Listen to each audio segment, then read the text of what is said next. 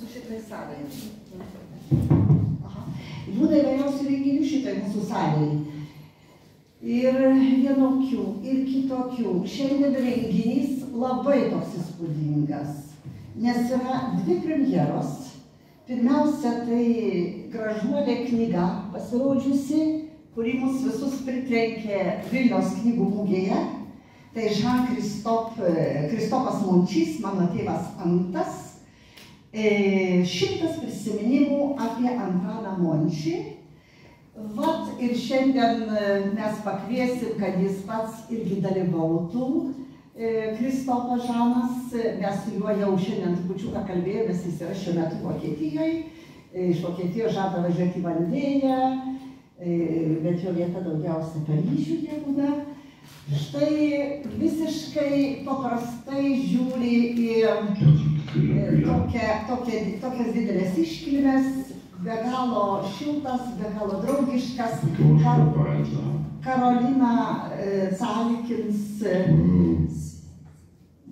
Karolina Talikins, žodžiu, pokalbis su juo.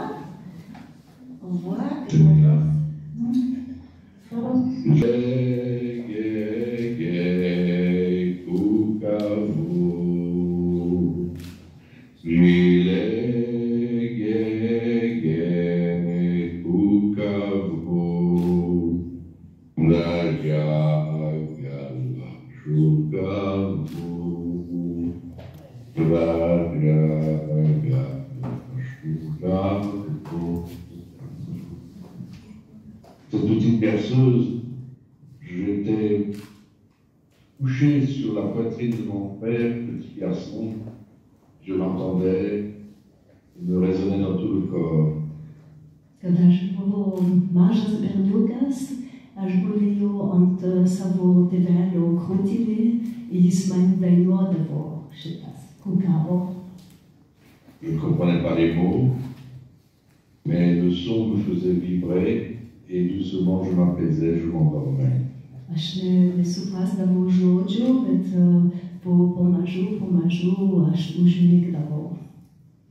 Et à mon tour, quand j'ai eu des enfants, quand ils avaient du mal à s'endormir, je leur chantais Kukavo et ça marchait très bien.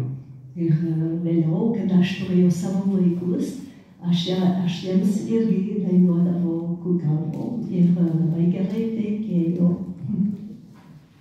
Voilà une des nombreuses choses que mon père m'a transmises et je lui en suis très reconnaissant. Ir vienas iš tų daugybė dalykų, kur man davė mano tėvelis, ir aš esu labai dėkingas jam. Labą dieną, panevėžys. Labą dieną.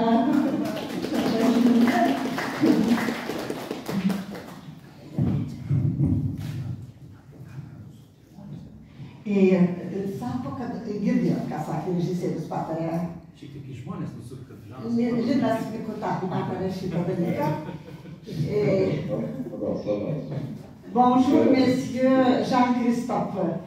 Mes esam labai laimingi ir aš noriu pratęsti. Visų pirma, tai, mielas Žanai, mes susirinkome į jūsų knygos pristatymą, kuri yra premjera šiandien Panevėžy, didelė šventė. Ir antras dalykas yra režisierius Linas Mikuta, kurio filmas bus apie jūsų tėvelį, kuris vadinasi Mončys. Žemaitis iš Paryžiaus. Filmą šiandien spėjau pamatyti, nuostabus filmas. Mielas, dabar sakyčiau, reikia sakyti rašytojau, nes jūs esate eseistas. Ir jūsų tėvelis buvo įvairialypio talento kūrėjas, kuris rinkosi bet kokią medžiagą savo skulptūrai, savo darbams,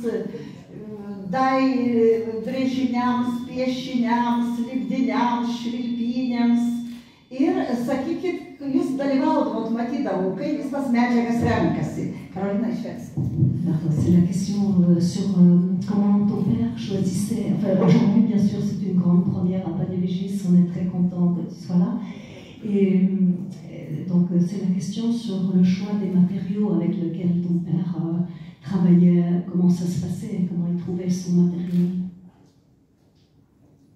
En fait, il ne choisissait pas ses matériaux, c'est plutôt les matériaux qui le choisissaient. Il ne ring d'avo savo mečagos, bet mečagos je ring d'avo. Acheter des pierres, des marbres à Carrare ou des bois rares, c'était trop cher. Akmo, aba marmoras, aba brangus metiana, jam buvo neprieinama. Et quelque part contre sa nature. Galima sakyt, kaip buvo prieš jo asmenybę. En revanche, des amis qui le connaissaient bien trouvaient un arbre tombé dans leur jardin, disaient Antanas, viens, dépêche-toi, il y a un arbre qui est tombé, il est à toi. Bet draugai šaukdavo Antanai, ateik, vienas medis nukrito mano sode, ateik, gal tau įdomu bus. Il y a des pierres ici, viens les chercher. J'ai un stock d'ardoises ou bien des pierres de lithographie, viens les chercher, dépêche-toi. Arba kažkas dirbdavo spaustuvėje, aš turiu pakeisti savo akmuo, litografijos akmuo, gal tau bus įdomu, ateik. Un ami, Pierre Ewart, avait une carrière d'albâtre dans le sud de la France, hérité de sa famille, de ses parents, et avait dit à mon père, écoute, toute cette carrière est à toi si tu veux, à toi de tailler la pierre et de venir la transporter. Et il passait un mois ou plusieurs mois, taillait, sciait, transportait cette pierre dans sa voiture, et pour un an. Jis turėjo geras bičiulis, Pierre Ewart, kur pavertė iš šeimos karjeros, albastro karjeros, pietų Prancūzijoje, ir jis siūlė Antanui, tu pasink, ko tau reikia, ir Antanas eidavo ten mėnesį ištraukt blokos iš albastro ir veždavo su savo mašina, labai sunkiai, buvo milžiniškas darbas. 800 km, la voiture touchait presque par terre, et il avait pris ses provisions pour l'hiver comme un écureuil. Et kaip tikrai mašina buvo labai tokia apsunkinta, kad vos liesdavo grindį važiuodama, bet kaip voveraitė jis turėjo medžiagą visą žiemą. Voilà comment les matériaux venaient à lui. Kaip medžiagos ateidavo pas jį. Jūsų tėvas surengė apie 30 individualių parodų Prancūzijoje, Belgijoje, Vokietijoje, Monake, Jungtinėse Amerikos valstijoje, Italijoje, Lietuvoje. Sakykit, ar esat bent kiek jūs skaičiavęs jo darbus, kokie tai buvo kiekiai sukurti kūrinių, kokie maždaug skaičiai skulptūrų ir kitų meno grožybių? Šiek tiek pavardinkit. Donc la question de savoir est-ce que ton père a fait 30 expositions différentes dans énormément de pays d'Europe et partout, et est-ce que tu as pu calculer à peu près quelle est l'ampleur de ce travail et combien de sculptures il a fait? Le nombre de sculptures, c'est très difficile à évaluer parce qu'il n'a jamais tenu de comptabilité ni de liste précise. Donc c'est complètement approximativement que je peux dire au moins 1 millier de sculptures. Čia labai sudėtinga, nes jisai nelaikė sąsiuvinių, kur jis rašydavo kainų, taip, neregistravo, pirma žmona registravo.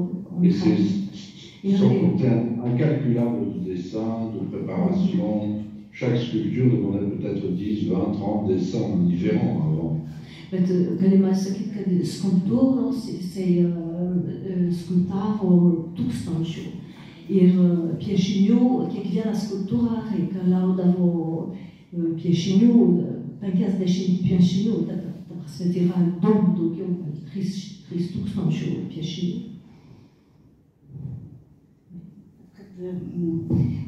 Jūsų tėvas padovanojo didžiulį lobį tikrai gerbiamas Antanas padovanojo 60 gal daugiau kūrinių Mončio muziejui, namams muziejui.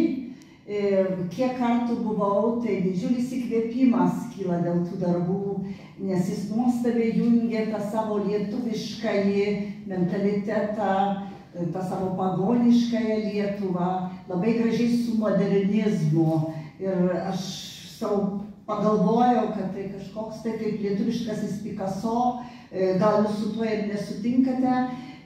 Įspūdingiausias, pritrenkiantis eksponatas man buvo Grandinė motina. Trupučiuką apie istoriją Grandinės motinos. Alors, elle comparait ton père à un Picasso lituanien, mais elle voudrait surtout savoir quelle est l'histoire de la chaîne mère, comment ça a commencé. Alors, je crois qu'il était déjà beaucoup plus calme que Picasso. Il était déjà quoi? Il était beaucoup plus calme comme tempérament que celui de Picasso. Ah, d'autres ramesis lego Picasso, hispanas, d'autres ramesis. Il me semble plus sympathique avec les femmes. Ir simpatiškesnis su moterim. L'histoire de la chaîne mère est une sorte d'épopée, c'est comme un conte, comme une légende.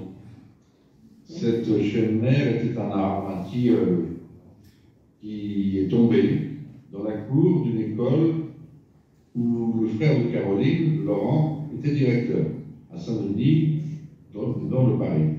J'ai vu ça, Odisea, su šitą motiną Grandinę, nes prasidėjo, iš tikrųjų, mokykloje, kur dirbdavo mano brolis ir nukrito liepa ir Laurinas pakvietė Antanas ir ateik, gal tau bus įdomu pažiūrėti tą liepą.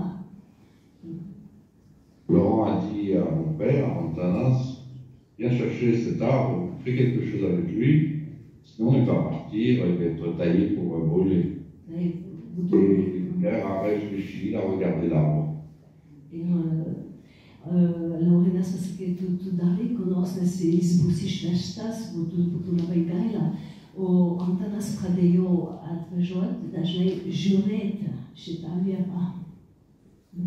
Il y avait longtemps qu'il avait en tête cette idée de chaîne recomposée où on ne coupe pas le bois, mais on garde dans la matière inspirée des petites chaînettes qu'il avait vues dans son enfance, des petites chaînettes en bois. Et là, c'était un très grand arbre, immense, qui faisait 10 mètres de long, peut-être.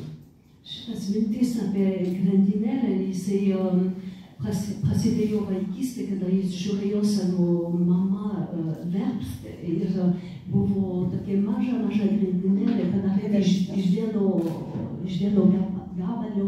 Jisai šitas liko jam kaip mintis, kad galima didinti šitas, tas reiškia nekirst medis, bet nuo vieno gabalo padaryti grandinę.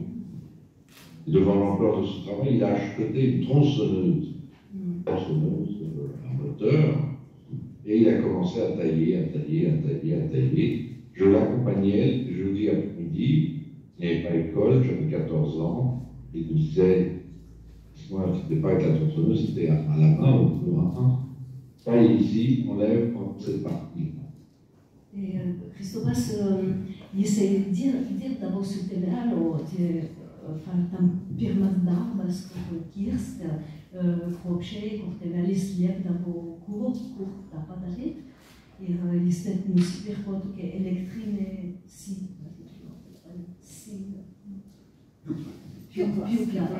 pjūklą, bet dauguma buvo su ranka ir Kristopas dalyvavo jam po 14 metų tada.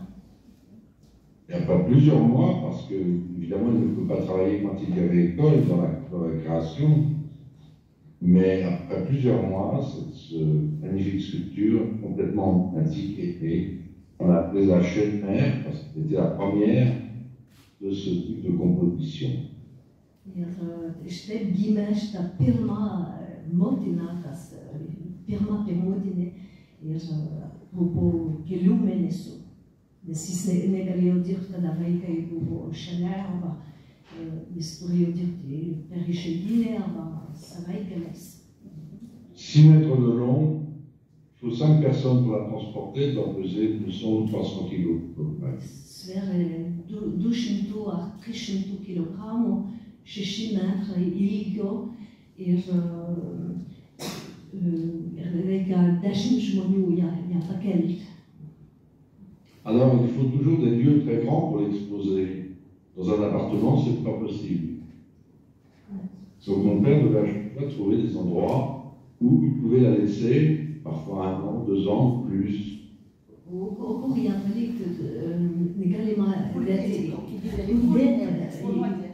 Eksponuoti į butą neįmanoma. Ir tada reikėjo visada surasti jai vietą. Ir šitaip jinai keliavo nemažai. Vienu metu čia, kitam metu ten. Ir Il est resté plusieurs années au ministère de l'Agriculture à Paris. Et puis ensuite, dans des maisons des jeunes, dans différents lieux comme ça. Et quand il a fallu la récupérer, en 1992, quand Victor Yutkouz est venu chercher des sculptures que mon père donnait à Palanga, elle avait disparu. Pavyzdžiui, jinai gulėdavo ilgam Žemės ūkio ministerijoje, o paskui kitur ir 1992, kada Antanas dovanojo savo kūrinių Palangos muziejui, miestui, jis norėjo dovanoti šitą motiną grandinę, bet jinai dingo. Personne dans la ville ne savait où était passée la chaîne-mère. Ir niekas nežinojo kur. Puis un vieux qui travaillait là depuis pas mal d'années s'est souvenu. Attention, c'est peut-être la sculpture en bois là. On allait, je sais pas, on allait s'en débarrasser, on ne sait plus où était le sculpteur. Elle est là-bas, dans un hangar, je crois peut-être. Si vous avez de la chance, vous la trouverez. Ir vienas senas žmogus sakė, žinau, šitą grindinėlę, mes norėjom ją saugoti. Ir, gal jinai yra garaže, ten eikite žiūrėti į tą garažą, gal jinai dar yra. C'est ainsi qu'on l'a retrouvée, couverte de poussière, sous un amoncellement de choses qui ont des poubelles quasiment. On a réussi à la sortir de là, l'extirper, charger dans la camionnette, et elle est partie tranquillement, doucement vers Palanga. Jinai buvo ten laukia, bet visiškai apdulkėta su visokius taip su šiukšlėmis. Bet paskui viskas ją kaip nuvalė, viskas ir pamažu pradėjo savo kelionę į Lietuvą. Là, elle a trouvé tout ce qu'elle mérite, puisqu'elle est prêtée en place d'honneur dans la maison musée Antanas Mončys. Ir Viktoras Jutkus ją atvežė ir jinai yra garbės vietoj dabar tam muziejui Palangoje. Voilà l'histoire de la chaîne-mère. Tokia pasaka apie motiną grandinę. Skulptoriau, tikriausiai jūsų, atsiprašau, jūs esate ne skulptorius, jūs esate režisierius, esate scenos oratorinio meno meistras, daug prisidėjęs prie žmonių, kad jie mokėtų kalbėti, viešo kalbėjimo mokytojas. Žodžiu, esate kitų menų meistras. Bet iš tėvo tikriausiai esate paveldėjęs tą smalsumą, iššūkį, riziką savo gyvenime, savo kūryboje. Tai toks dalykas. Ir noriu paklausti, kad patvirtintume tokį faktą, kad parodose neliesti skulptūrų, laikytis atstumo, kaip šiandien mes irgi turim 4 netgi skulptūras, gal Arūnas mums ją pristatys, nes tai yra iš jų kolekcijos. Tėvas liepdavo, kaip elgtis su skulptūromis.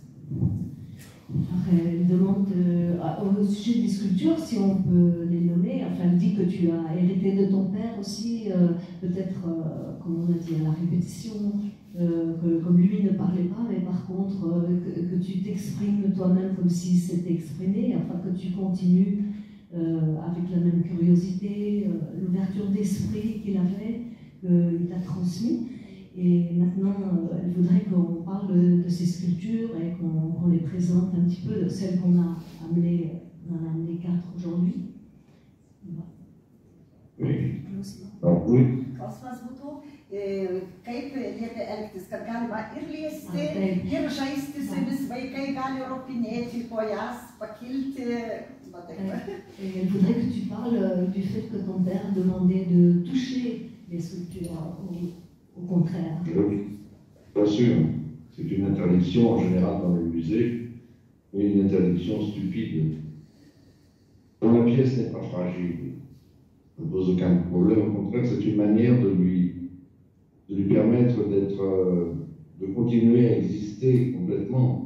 L'acte de création continue. Quand on touche la sculpture, on dépose un peu de soi-même, le visiteur apporte de lui-même. C'est un échange qui continue à travers le temps. Et une sculpture, un pur, peut-être que ça fait le sens.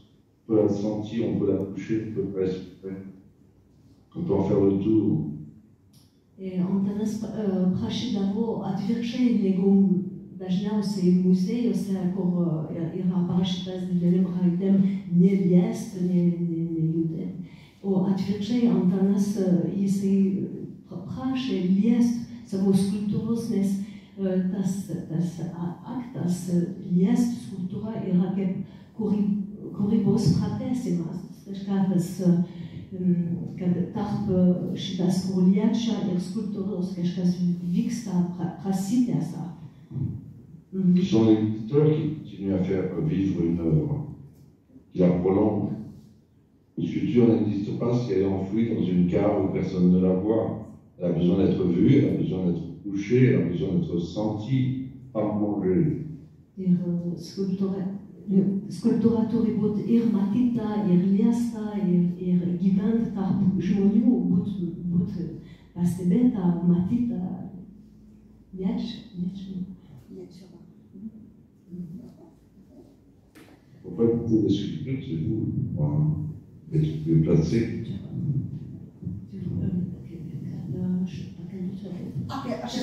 Apie skulptūras, ką jūs čia atsivežėt? Šitas yra juodas,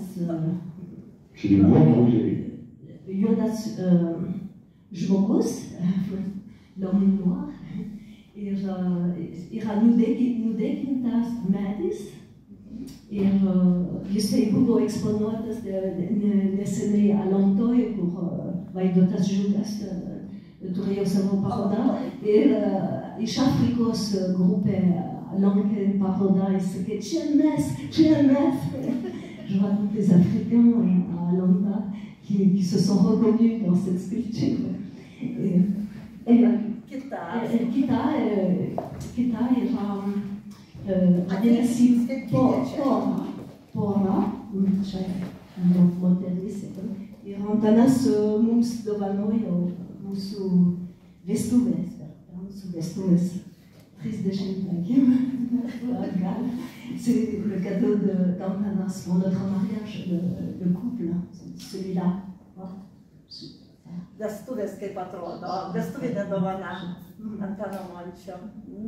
Ir šitas yra, man gal labiausiai patinka iš viso lazda, bet yra toks švelnumas, yra buko medis ir architektas, kur realiza.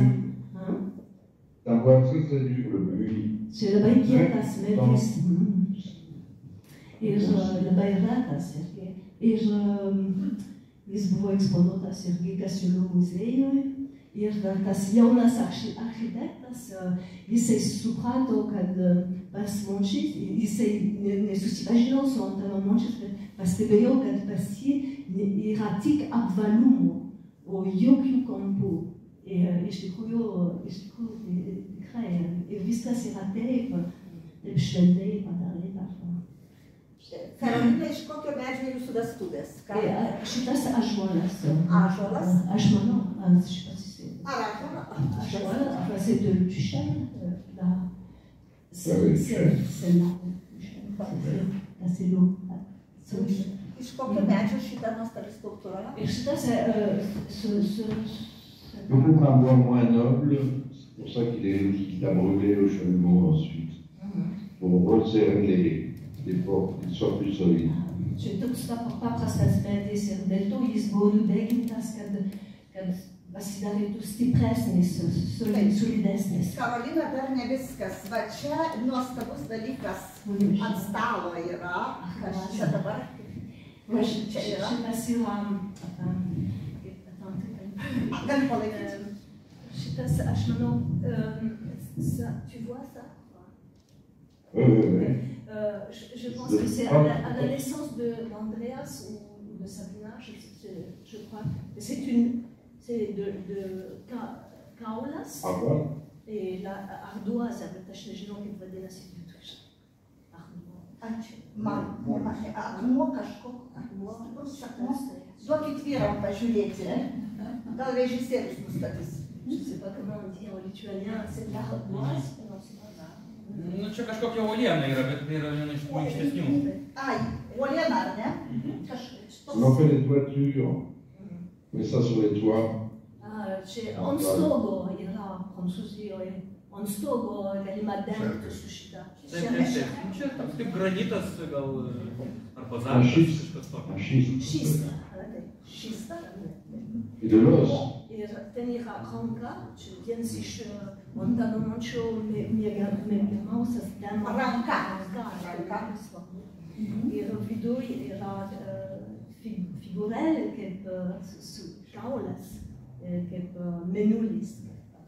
Delne, rankos mėnulis. Kokia simbolika. Negaliu dabar nepaklausti, Karolina, tokio dalyko, kad Mončys labai mėgo rankas. Buvo tiesiog rankų darymo periodas. Net tėvų kapinėse yra ranka, va taip ranka sudėta. Paklauskit, kodėl buvo periodas rankų toks didelis? Paklauskit. Parce que c'est sur les mains. Elle se rappelle que sur le monument funéraire de ton père, il avait commandé une sculpture de mains jointes. Et elle demande si tu sais pourquoi il a commencé cette période avec les mains.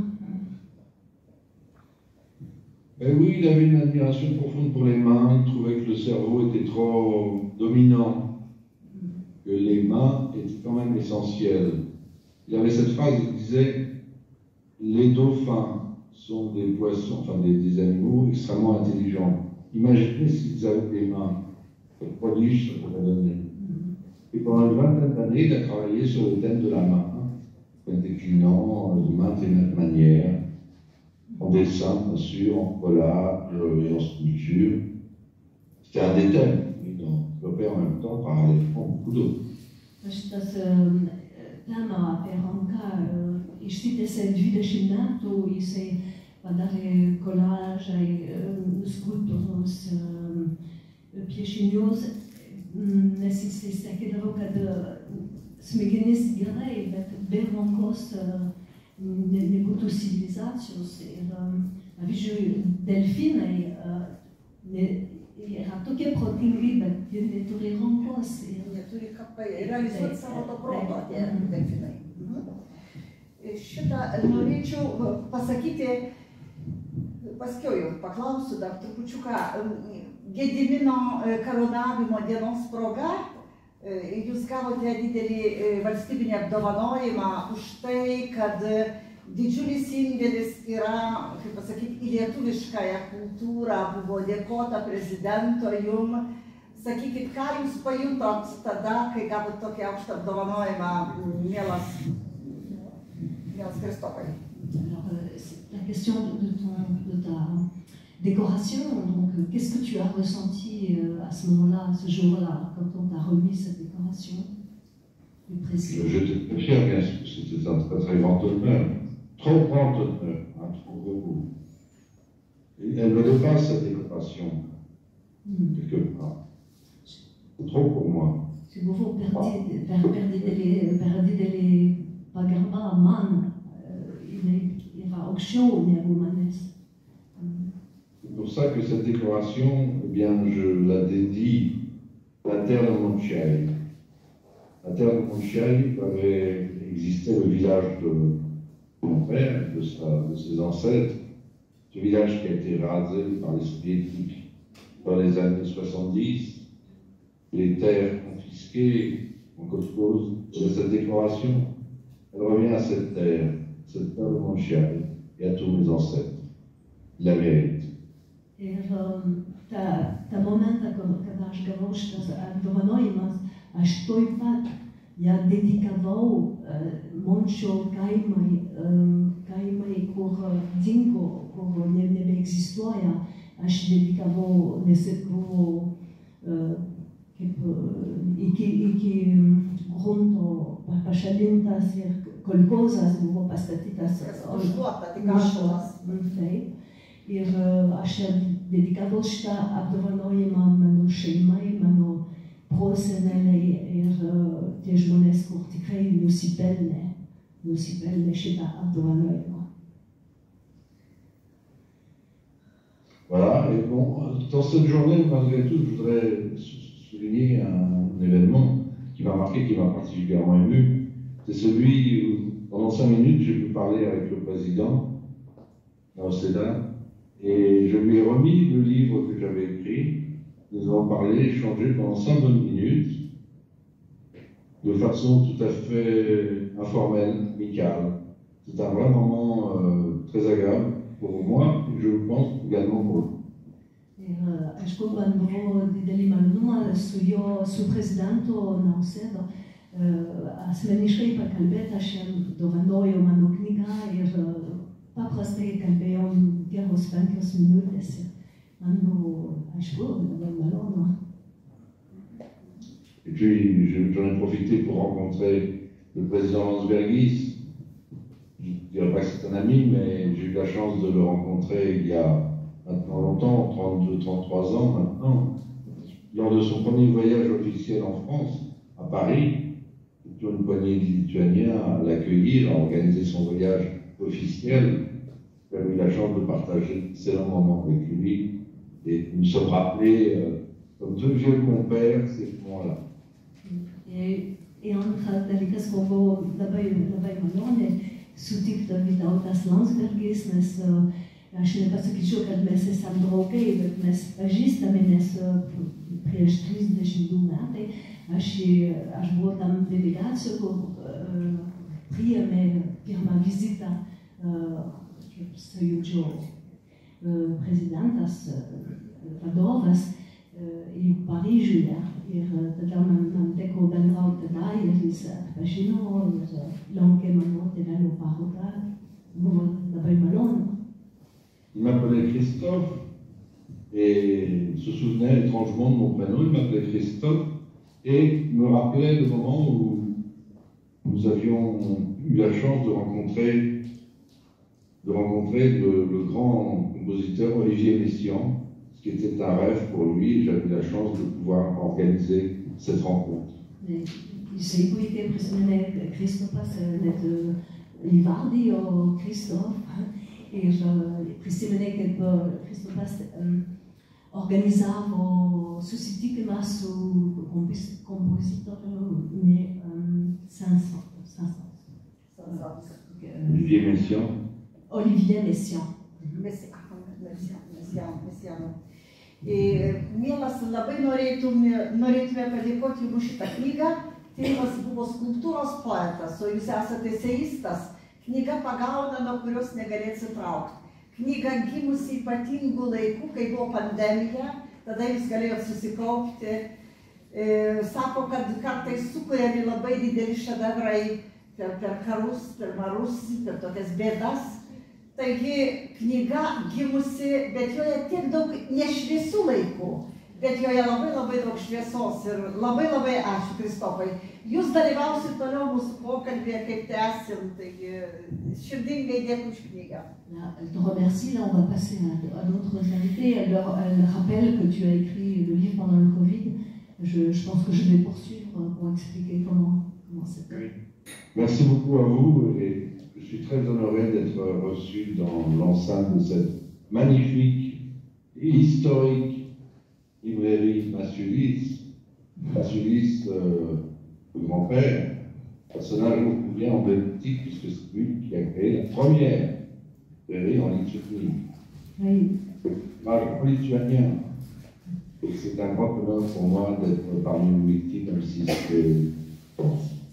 Bon, jam didelį pagarbą būti bibliotekais šiandien su mumis ir tuo pačiu laiku jis minėjo Masiulio knygynas ir kaip vieta priklausoma vilniečiams. Mes esam labai pagerbti, mielas rašytojau, mielas dramaturgė. Turim Karoliną, Lietuvos Prancūzijos asociacijos prezidentę ir esam dėl to laimingi.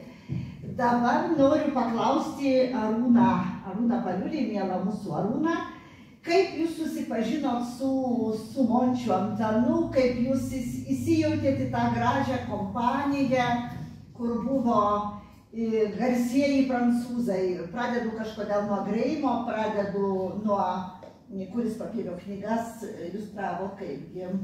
Pranas Gailius, Mončys ir grafikas Mikšys.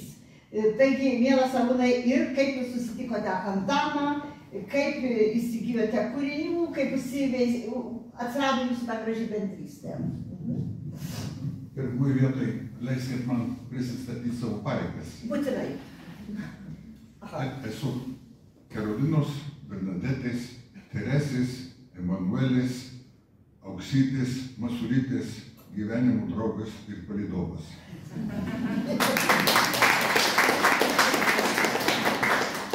Ir šį pirmadienį atšventim 35 laimingų ir džiaugsmingų vedybinių metų.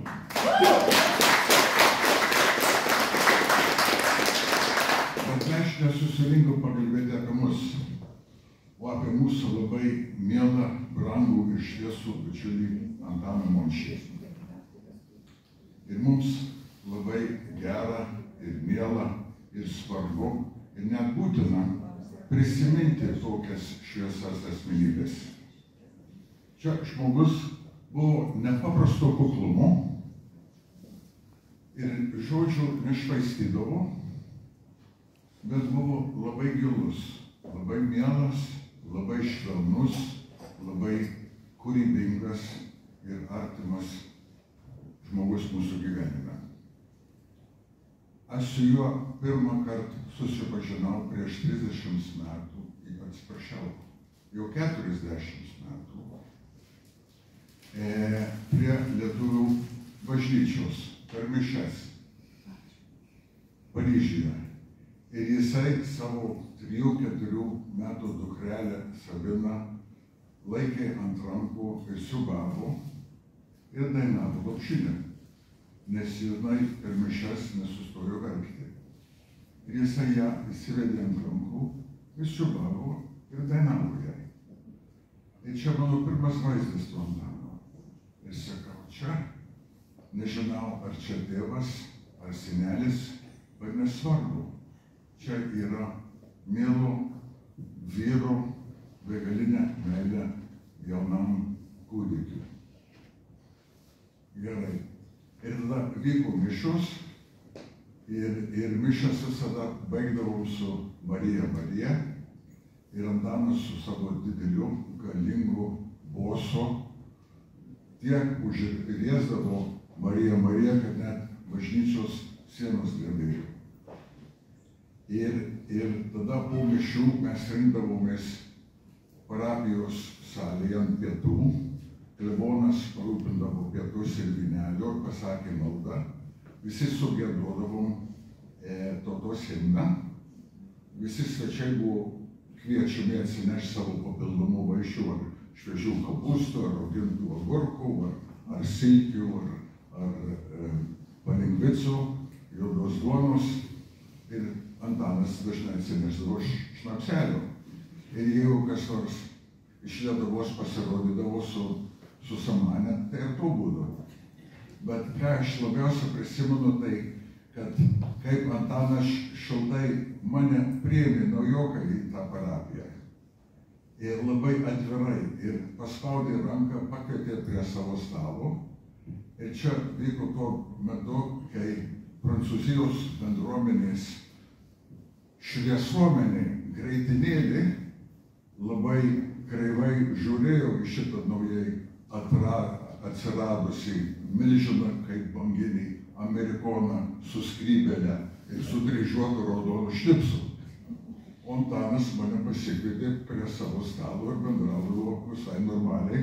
Ir ypatingai šiltas ryšys atsirado, kai jis sužinojo, kad mano motinėlė iš Žemaitijos, iš Reikšnos apskrities.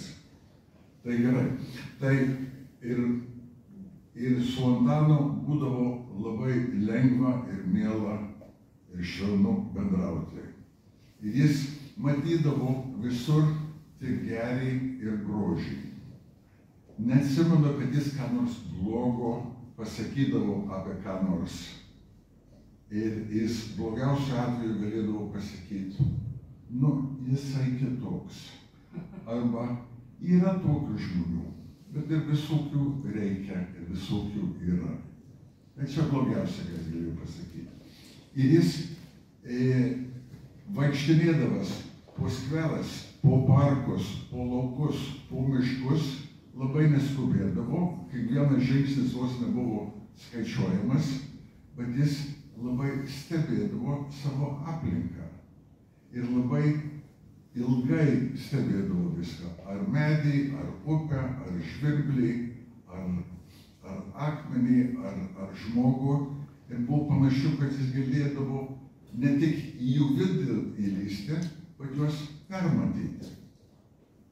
Ir jisai, kaip Kristupas aiškino, kad žmonės jam padovanodavo kūrybinės medžiagas, bet jis ir pats vaikštinėdamas po parkus ir laukus ir miškus, jam papuldavo po ranką. Ar lazda, ar kelmas, ar akmuo, ar kibiras, ar plastmasinis dėklas, bet kas. Ir tada jis galvodavo, kaip jį perorientuoti, duoti tai medžiagai, tai žaliavai, naują papildomą gyvenimą ir esmę. Ir jūs pamatysite filmuoje, kaip atsirado iš tokių medžiagų visokie nauji kūriniai. Prisimenu, kaip vieną dieną vaikštinėdami jo gatvę Rūvo Žirar, praėjo labai elegantiška dailė moteriškė su aukštais kulnukais, špilkom, kaip vadinam Kaune. Ir jie praėjo taip labai mandrai. Ir Antanas dėmesio nekreipė, nemaniau, kad jis pastebėjo. Ir aš jau paklausiau, Antanai, ar matai tą grožį eleganciją? Atsako, kaip aš galėjau nepastebėti. Gerai. Jis mane dažnai pakviesdavo ant pietukų. Ir jis gyvendavo gan kukliai, 2 kambarių butelyje. Ir buvo visada pasiruošęs su lietuviškom vaišėm. Visada būdavo raugintų agurkų, marinuotų silkių, palengvico, juodos ruginės duonos ir dar šnapselio. Ir po to ant karšto dažniausiai būdavo blyneliai. Ar miltiniai su greitinė ar uogiene, ar bulvinė su greitinė ir spirgučiais. Ir tada sakydavo, nu, Arūnėlė, tai padarykim. Arba Arūnėlė dar po lašelį. Arba dar pasakydavo trumpiausią lietuvišką, žemaitišką tostą, nu, tai reiškia, pakelkim ir išgerkim. Tvarkoj. Tai ir dar po to per tas lietuviškas mišias, kur vykdavo kas mėnesį, tai pradėdavom su lietuvių tautos himnu.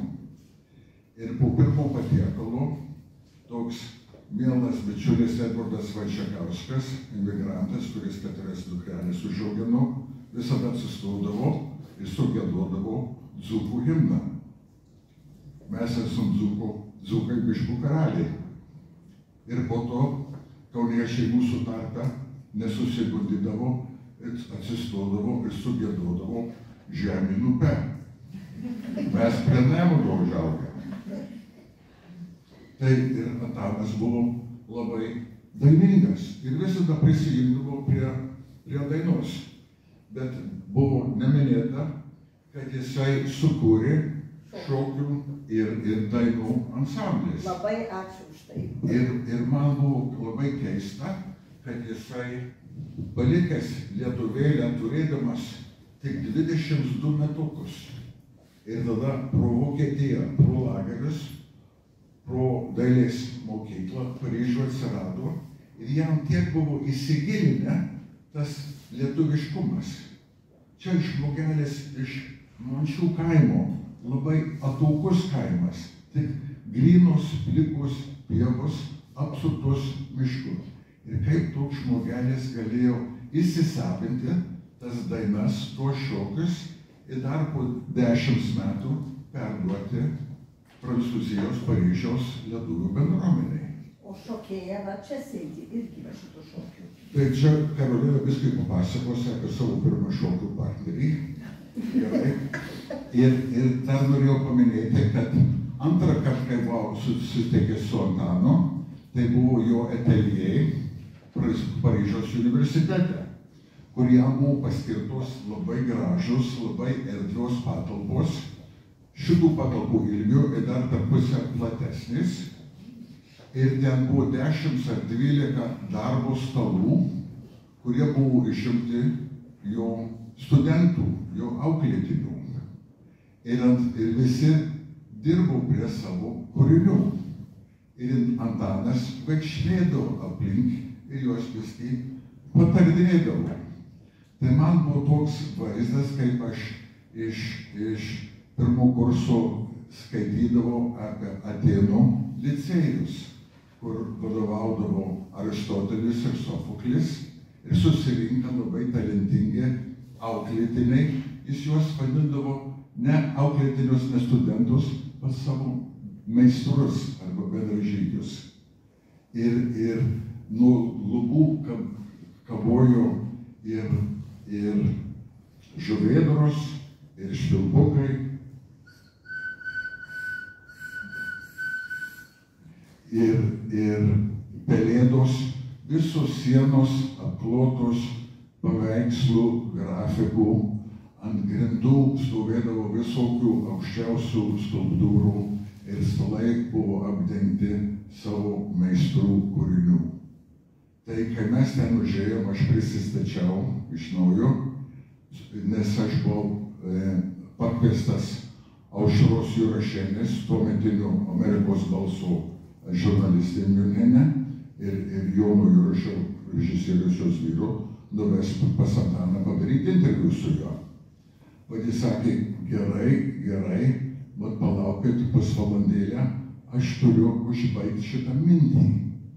Tai jis dar kalė vieną skulptūrą, apžiūrėjo iš 1, 2 ir 3 pusės ir tada patenkinamas pasitraukė ir davė mums tą interviu. Tai aš tuo metu prisiminiau, kad mano sesuo psichologė darė diplominį darbą apie kas daro žmogų laimingą. Ir jinai konstatavo, kad patys laimingiausi žmonės tai bendrai yra kūrybos žmonės.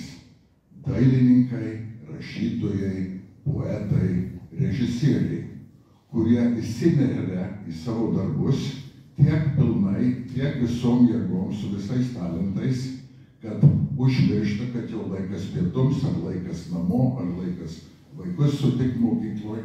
Ir ta kūryba, tai Antaną taip ir paveikė. Jis tiek įsinerdavo, kad viskas kitas tapo nesvarbu. Tai toks buvo mūsų mielas, geras bičiulis. Ir pamiršau pasakyti, kad kai per bendruomenės vienus šokius jis atkirtų tai Paryžiaus bendruomenės aukštuomeniai greitinėliai, tokie bačkiai ir tokie klimai ir tokia karvelytė, kaip vadasi, ugnė karvelytė. Jis sako, nu gal ir milžinas kaip banginis, bet šoka kaip kudirka. Tai aš nelabai supratau, nes neatsimenu niekur, kur yra fiksuota, kad kudirka buvo arba Kupšlins Materis, arba šokėjas. Antanas Smetona, nu tep. Gerai, broliai Vailokaičiai, tep. Broliai Vileišiai, irgi žymus linksmadariai, vaišintojai. Bet kudirka negirdėta. Bet sako Antanas, nu jeigu sukūrė tokį kūrinį kaip Lietuvos himną, tai kaip jis galėjo nemokėti šokti linksmybės. Tai šiom dienom prisimenant Antaną, jo 100 metų gimimo jubiliejų ir beveik 30 metų mirties metinių, mums ypatingai gera prisiminti tokius gražus, šviesius žmonės. Ir negaliu užmiršti jo paskutinius žodžius, kai jau prostato vėžys jau buvo persimetęs į kaulus ir jis sunkiai paeidavo. Ir man aiškino, kad o jau mano sąnariai tiek sustingę, kaip kokie akmenys būtų. Bet sakė, Arūnėli, nežinau, kiek laiko man liko šitą sietą, bet liksim amžini draugai. Tai su tuo aš paliksiu. Ačiū už dėmesį.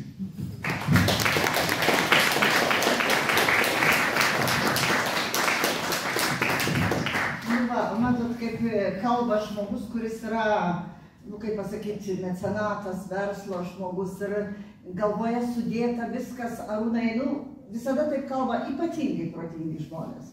Va, šalia jūsų ir Karolina, kuri 7 moterų dirbo dėl šitos knygos. Ir turiu pranešti šiandien, kas įsigys šitą knygą, leido Antanas Karolinai pasirašyti. Kaip po bendradarbiai, kaip po patarėjai, kad tokios knygos reikia. Kai dar Antanas galvoja, reikia, nereikia, čia, o gal kas skaitys. Puikiai knyga, fantastika buvo papuošimas knygų mugės. O dabar ką? Noriu pasakyti, Arūnai, su kokiu švilpiu grojate? Čia Mončio švilpys? Ne? Lino filmoj bus apkalbėti ir įrodyti tie švilpukai. Šitas įsigytas Molėtų amatų rūmuose šį savaitgalį. Jos pamačiau, negalėjau jų atsisakyti, nes šiais mūsų, mano pirmoje jaunystėje, daug kas turėdavo švilpukus ir daug kas gamindavo švilpukus. O šiais laikais jau labai retai matosi, tai kai aš juos pamačiau, tai aš norėjau paimti vieną ir jums tą patį padovanoti šitai progai.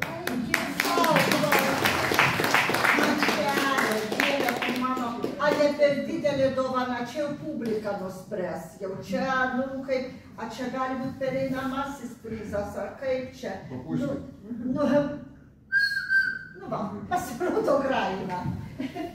Nu, ar dar Karolina norit kokį žodelytį, ar jau duodam tada garsiajam filmui Mončys, Žemaitis iš Paryžiaus, kur ten visų grožių Linas pasirodys, bet jis prieš tai dar irgi žodelytį. Aš tik norėjau apie knygą pasakyti, iš tikrųjų jisai gimė per COVID-o, kada Kristopas buvo uždaryta 4 savaitės Paryžiuje. Ir jis pradėjo rašyti apie tėvelį ir man siųsdavo ištraukos.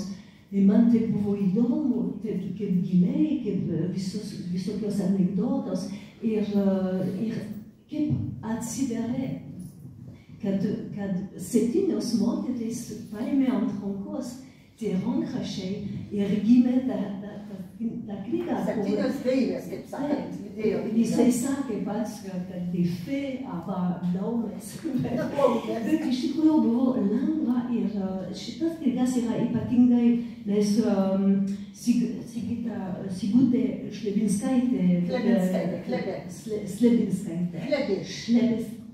Gerai, viskas pažinom, apie ką jūs kalbat gerai. Bet jinai yra labai žinoma dailininkė. Pati geriausia. Jinai norėjo sukurti knygą, pati pasakė, kaip būtų pats Antanas būtų sukūręs. Ir jinai suprato, kad Antanas ieškojo visur, kur paišyti. Pavyzdžiui, jisai taupė, jis buvo ekologiškas prieš visus. Jisai taupė popieris ir jam daug reikėjo ir naudojo visos kartono, popieris, reklamos. Ir jinai tą suprato ir taip gražiai naudojo. Pavyzdžiui, šitas pavyzdys, kur yra knygoj, čia yra whisky reklama, bet jeigu jūs atsiversit, bus piešiniai. Nu, modelių. Ir šitas knygas jisai su didelė meilė gimė ir yra kaip amatų knyga, nes kada jis buvo atspausdintas, paskui specialiai įdėjo kelis insercijų, kaip pridėjo. Pridėjo daug, netgi yra kvietimas į vestuves, man atrodo. Arba yra kaip bilietų į Picasso muziejus. Parodą, į vestuves kviečia. Žodžiu, kada vyks vestuvės, jo su žmona, su Florence. Ir Palangoj yra didelis darbas, begalinė procesija, kur dėja dar aktuali, labai kur yra kaukulė šitaip ant sienos, labai ilga. Ir kadangi Sigutė sugalvojo, kad kiekvienas 10 puslapį bus antra tęsimas. Prabėga tą visą laiką. Prabėga, ir jeigu atidarytumėm 20 knygas, būtų visa ta begalinė procesija. Nu, ir šitas yra kelionė ne tik su Antanu, ir tas, kaip jis grįžo į Lietuvą, kaip jis įkūrė, kaip jis vaikštinėjo po Paryžių, ir jisai mylėjo labai tą kraštas Vendė, kur yra prie Atlanto, nes panašu į Lietuvą.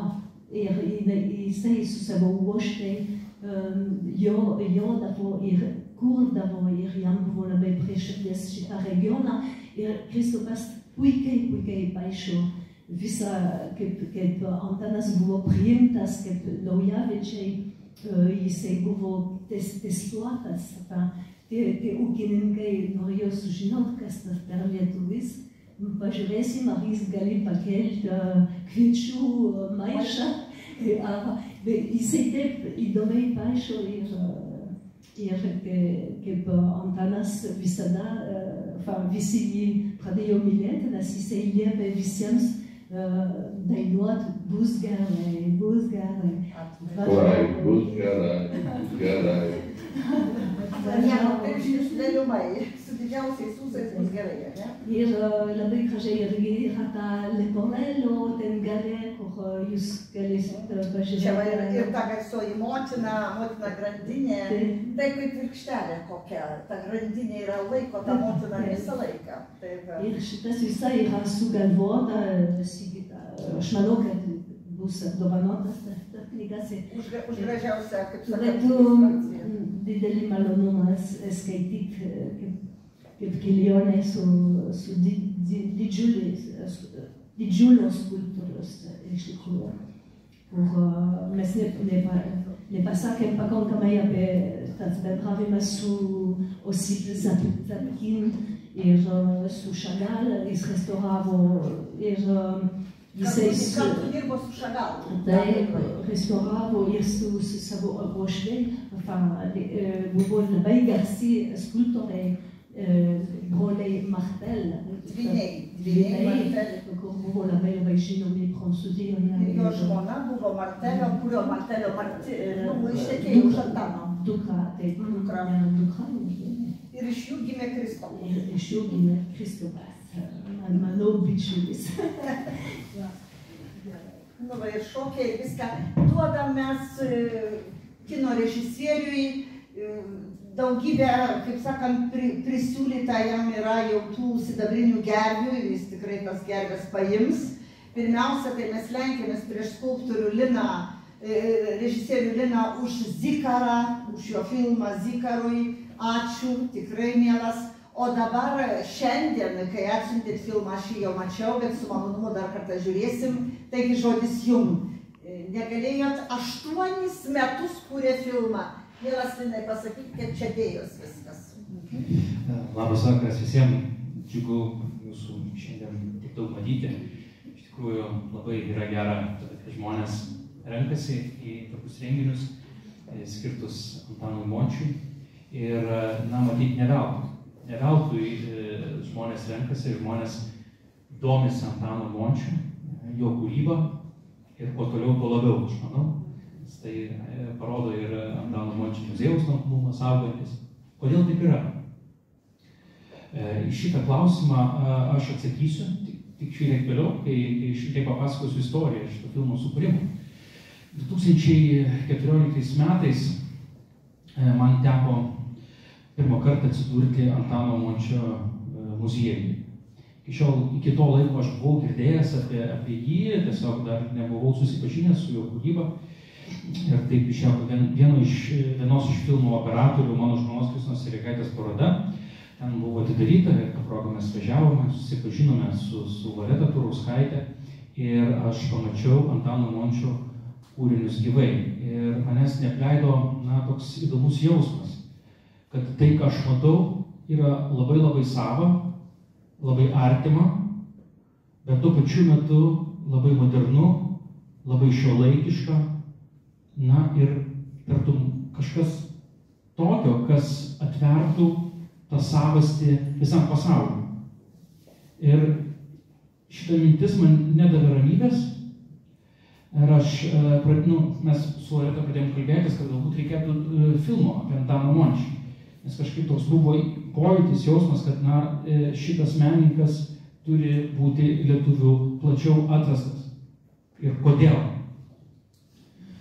Aš manyčiau, kad mes dabar gyvename Antano Mončio laiku. Taip jo nebėra gyvųjų tarpe, bet yra jo kūriniai, kurie šiuo laiku ypatingai mums gali daug papasakoti apie mus pačius. Apie tai, kas mes tokie esame viso pasaulio platesnėme kontekste, visam tom geopolitinėme kontekste, kosmopolitinėme kontekste. Kiekviena tauta kuria savo mitą. Ir mes puikiai matom, pavyzdžiui, daugelio tautų mitus, kaip jie pasirodo pasauliu, kaip jie išeina į pasaulį, ką jie pasakoja. Ir labai svarbu, kad tas pasakojimo būdas ir tonas, jis būtų girdimas, jis būtų suprastas to pasaulio. Tai man regis, kad Antano Mončio darbai, Antano Mončio kūryba dabar šiuo metu gali kalbėti ir mums, ir pasauliu. Antano Mončio kūryba duoda mums atsakymą, kas mes tokie esame. Visų pirma mums, o visų antra, tiems, kurie žiūri mus, tam globaliam kontekstui. Ir man atrodo, kad dar yra labai svarbus toks vienas niuansas, kodėl dabar Antanas Mončys mums taip stipriai kalba. Jo kūriniai ir jo gyvenimas liudijo vieną, kad ne pagrindinė kalba žmonių visgi nėra verbalika, nėra žodžiai, o tai, kas slepiasi už jų, kas slepiasi mūsų širdise, kas slepiasi mūsų rankose, kas slepiasi mūsų prisilietimuose, žvilgsniuose. Ir šita kalba jinai yra žymiai stipresnė. Ir šita kalba vėl gali mus jungti. Nes dabartinėme kontekste mes gyvename milijonų žodžių pasaulyje. Tie žodžiai mus supa visur. Mes matome Facebookus, mes matome socialinius tinklus visokiausius, kuriuose gimsta konfliktai, žmonės pykstasi dėl įvairiausių dalykų. Ir mes matome, kaip žodžiai skiria kartais žmonės. Ir man atrodo, Antano nešama mums žinutė, kad išties kartais reikia nutilti reikia prisiliesti, reikia jausti vienas kitą, reikia jausti meno kūrinį, liestis rankomis. Ir galbūt tai yra atsakymas į tai, kas mes esame ir kaip mes galime būti kartu. Tai čia, man atrodo, dabar ta misija ir Antano, kurį galbūt jisai nežinojo, kad jis atliks tokią misiją. Bet aš prisimenu vieną jo gyvenimo faktą, kai 70-ame dešimtmetyje jis jau nemažai buvo sukūręs ir būtent jisai kūrė tą tokią lietuviškos dvasios įtakoje, tačiau jau per tą europietišką modernizmo prizmę. Jam galeristai pasakė, klausyk, iš ties tavo darbai labai įdomus, mes, sako, žiūrim juos ir šiek tiek galbūt nelabai suprantame. Ar tu galėtum kurti šiek tiek kitaip, kad mes tos darbus galėtumėm labiau parduoti ir labiau, biznis būtų ir mums, ir tau, tiesiog tu turi juos šiek tiek pakeisti. Ir Antanas pasakė, ne, aš niekados nepakeisiu tai, ką aš darau, nes tai yra mano darbai ir aš niekados nedarysiu to, ko jūs prašote, nes aš nemokėčiau daryti. Ir jis atsisakė. Ir jisai netapo skulptūros žvaigždė Paryžiuje. Tai buvo ta kaina, kurią jis sumokėjo neatsisakydamas tos savo savasties, nes sekdamas savo kūrybiniu keliu, sekdamas savo galbūt intuiciją ir kurdamas taip, kaip jam atrodė ir taip, kaip jis jautė. O jautė jisai labai daug. Jeigu mes žiūrėsime jo šeimos istoriją, būtent per tą pojūčių istoriją, per lietimus istoriją, per tą sąjungą, kur atvažiuoja anūkas pas savo močiutę, kurios nekarto nesimatė, jis nesupranta jos kalbos, jinai nesupranta jo kalbos, bet jie liečiasi rankomis, liečia vienas kito veidą ir iš šito kadro supranti, kame viso ko yra esmė. Ir Antano žinutė buvo šita. Ir jis pasakė, miela Karolina, jinai pasakė, kad Antanai sako, tu galbūt nesi labai didelė žvaigždė ir nesi labai populiarus. Antanas sakydavo, viskas gerai, viskas gerai, galbūt kada nors. Tai va, aš manau, Karolina, kad dabar tas kada nors atėjo mums čia į Lietuvą. Jisai sakė, aš žinau, kad bus žinomas po mirties. Taip, tai va, aš manau, kad dabar tas jo žinomumas ir tas jo reikalingumas, išmušė valanda šitą, kada jisai mums gali ir kalba, ir labai aiškiai kalba šitame visame mūsų istorinėme kontekste, pasaulinėme kontekste. Ir labai ačiū, Antanai, kad tu tą žinutę mums atneši. Mes turime ko mokytis. Ir tai va čia toksai mano, nežinau, toks monologas. Ir iš ties aš džiaugiuosi, labai dėkoju visiems, kurie tame filmo kelyje mumis palaikė, nes iš ties buvo nelengva, buvo ir pandemijos, buvo ir finansinės duobės, ir labai dėkoju ir Karolinai, ir Arūnai, kurie suprato visą šitą mūsų padėtį ir irgi, kai tinkamų laikų stumtelėjo tą filmo karavaną į priekį, tai labai džiaugiamės, kad filmas išėjo, kad jisai keliauja, kad jis yra žiūrimas, kad jį renkasi žiūrovai, ir ne vien Lietuvoje, bet ir spalio mėnesį mes tikimės jį parodyti Jungtinėse Amerikos valstijose, Čikagoje, galbūt Los Andžele, New Yorke, taipogi Paryžiuje. Tai labai kviečiu visus žiūrėti filmą ir platformą www.monsis.lt, galite rekomenduoti draugams, jeigu filmas patiks. Tai o dabar tiesiog palinkėsiu gero vakaro.